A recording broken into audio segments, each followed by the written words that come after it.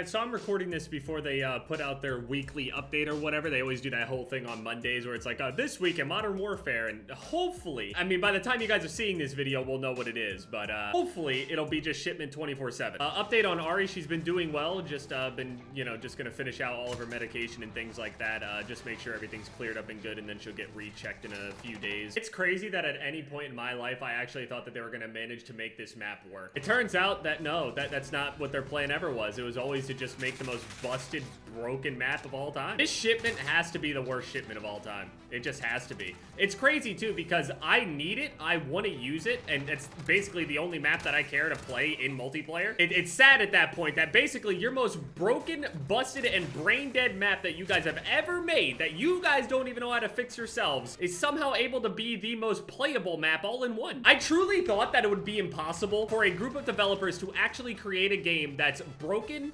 fun, makes no sense, but also makes sense all in one, just like Modern Warfare 2. Honestly, they really have succeeded in creating their own monstrosity that I'm sure years down the road, the trauma that I have received through playing this game and the amount of trust I have lost is going to condition me to think differently about any other Call of Duty I play in the future. So I applaud them on that. That's what Modern Warfare 2 did for me. I was saying it before the game came out, man. I just want a Modern Warfare 2 type game. I don't care if it's broken or ridiculous and over the top. I just want it to be fun. It's fun sometimes. Nostalgia is a hell of a thing. At this point, I can't tell if nostalgia is my friend or enemy. What I need is just give me another week of shipment here that comes out. Hopefully Ari's thing goes well and I can actually put some time into it. I have made absolutely no progress this entire time. Obviously that sucks, you know, and I have to pay attention to other things. But as far as I'm concerned, okay, from what I knew, especially even when you go onto the websites to look at all of the things that could potentially come out in this season, like I don't know if it's COD Tracker or like the gun data or whatever it is, websites, but you're able to actually see all of the things that will be released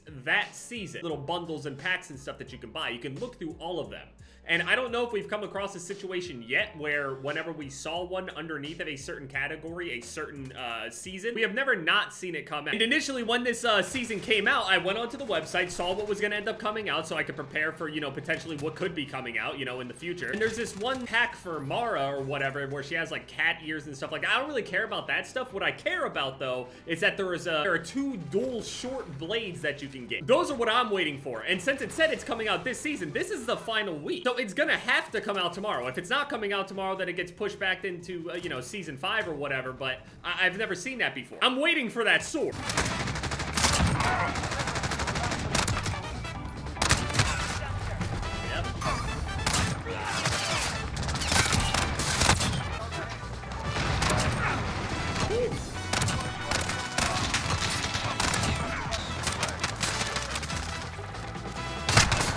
Sure, bud. I've never seen someone get shot like that ever before in my life, especially not a trained soldier. Dude's sitting here holding it down by his waistband like he's trying to adjust his fanny pack.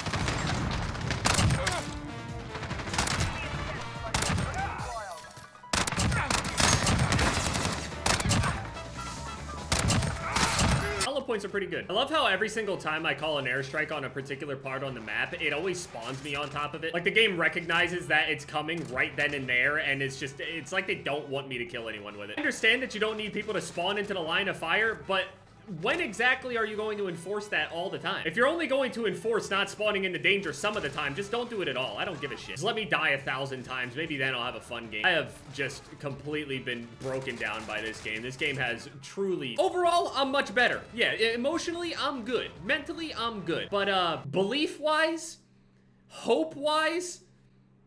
No. But to, you know, have a little bit of hope anyway, hopefully there's going to be that, you know, sword that comes out tomorrow. I initially thought that the swords were going to be their own thing or whatever, and then other times I thought maybe potentially it could have been maybe a skin for the collie sticks or something. I was thinking since the swords look like they're on the shorter side, they're probably like the collie sticks, and they're just a skin for it. Now I imagine they're not going to put a whole new, you know, weapon into the game like the collie sticks right here at the end of the season. So I'm thinking that it's going to be a skin for the collie sticks, instead of just being an actual completely separate thing that that I actually need to do challenges for, which obviously I'll make a video on them because I've been waiting for those swords for so long. Don't really care about knifing and all that stuff, but hey, I've done it. I've done everything you can do in this game, besides play an extensive amount of Warzone. To what avail, I don't know. Reminder, I still haven't done all of my Warzone challenges, and I literally don't even feel like getting people together anymore. I have to like do like 19 contracts and just buy a bunch of ammunition and armor or something. It's literally all I need to do, but I just don't feel like it. I used to care if I finished it before the end of the season too. Nope, don't care. Maybe I will do it though. Maybe I do care. Oh yeah, yesterday apparently Joe Rogan got in a whole bunch of trouble for saying shit, and the reason I even mention is because I hear Joe Rogan regularly whenever, you know, I watch like UFC stuff. I've seen some of the clips from the podcast or whatever, but I'm not a big podcast guy. I don't really think I could sit there. I'll watch live streams. It's really strange, but if it's in a podcast setting, for whatever reason, I'm never really interested for most of it. It's just not really my thing. I know a lot of people that are into that kind of stuff and the viewing experience and whatever, but for me, I just don't really care. I always enjoy just hearing, you know, Joe Rogan talk about, you know, mixed martial arts and things like that as far as, you know, that kind of stuff goes, commentating over top of it and all that other stuff I always thought was really fun, entertaining and all that stuff. And there was a clip that ends up coming out that says something along the lines of like, he says that video games are a waste of time. You would actually have to see the clip itself to see how he's like saying it or whatever. And some people are saying, oh, there's no context, and there is context. And I watched this podcast from beginning to end. This is what he meant. That's what he... I mean, honestly, at the end of it all, I don't really give a shit what he says.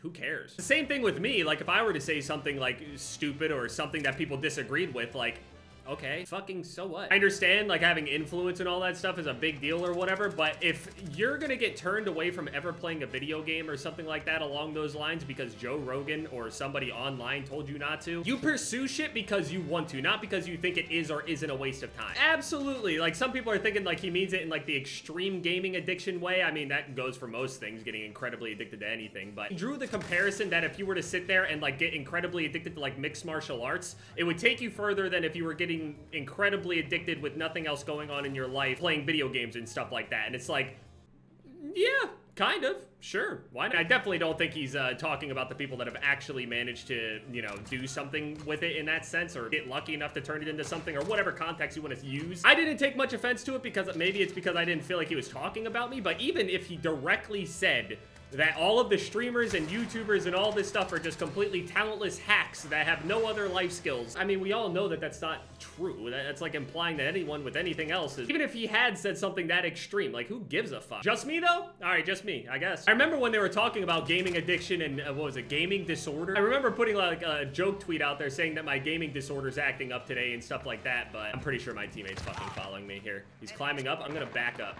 Go ahead, follow me. Yep, there it is. All right, nope, I'm gonna turn back around. I'm gonna go in here. And he follows me. Dude, I can't wait to get a new controller, but I keep getting updates about my controller order being delayed, and now it's like not gonna show up until like the end of August or something. Disgusting. There's all three of them sitting in corners, man. Why am I even playing shit? You know what? Why am I even playing? Never mind.